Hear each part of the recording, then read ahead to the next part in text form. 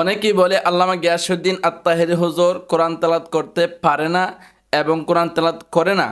আসুন আমরা আল্লামা গিয়াসউদ্দিন আত-তাহেরি হুজুরের কোরআন তেলাওয়াতটা শুনে আসি। وما أرسلناك إلا رحمة للعالمين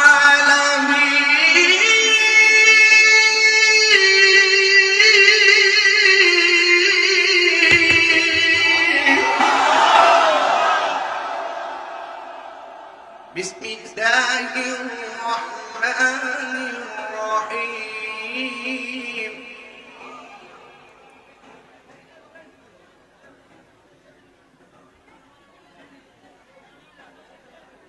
ورفعنا لك ذكرك